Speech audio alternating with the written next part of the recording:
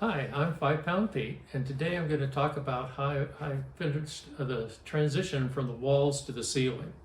The ProMaster's corners where those come together are not square, and they have all kinds of interesting, metal structural pieces that you have to work around.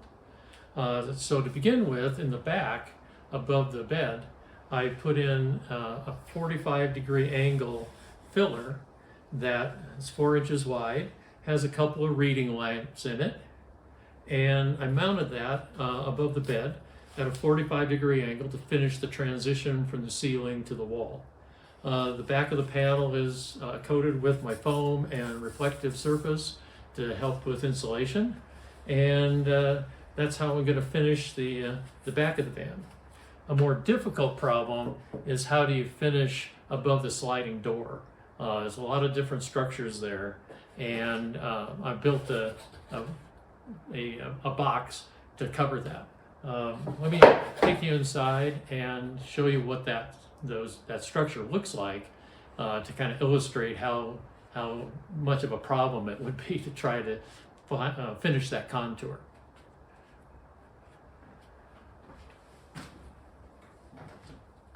When I got the van, this portion of the ceiling was covered with some styrofoam. It looked really ugly.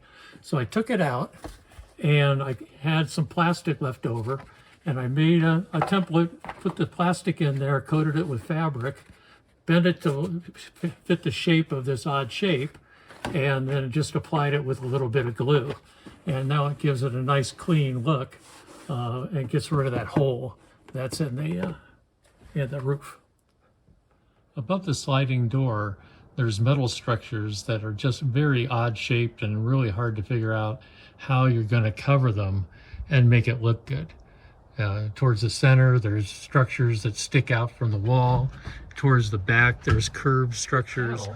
I've made these 2 wooden blocks.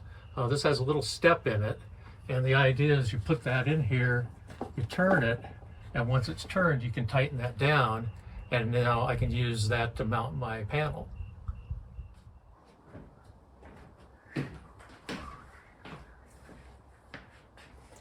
So at this end of the box, it's a curved structure to go around where the sliding door comes in, and put a nice curve there, flat against the bottom. I put a 1/2-inch radius on the joint between the 2 walls, or the 2 parts of the box, so that it's a little bit smoother, so if you hit your head on it, it won't hurt as much. There's a lot of detail in getting around places that needed to get fitted.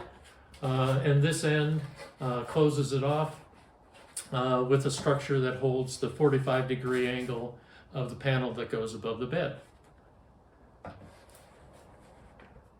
Well, this is the final product.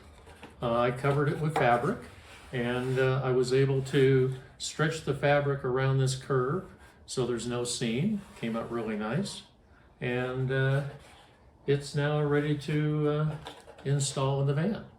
You can see how the box blended in with the panel right there at the front of the van to make a nice transition from the headliner above the cab into the panel. As you go heading back, you'll notice some detail right in here of how I had to manage to smooth in a transition from some metal structures in the ceiling into the wall.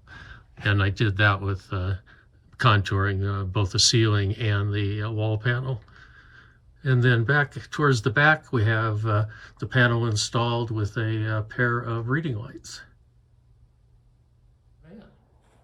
I hope this video was helpful, and thank you for watching.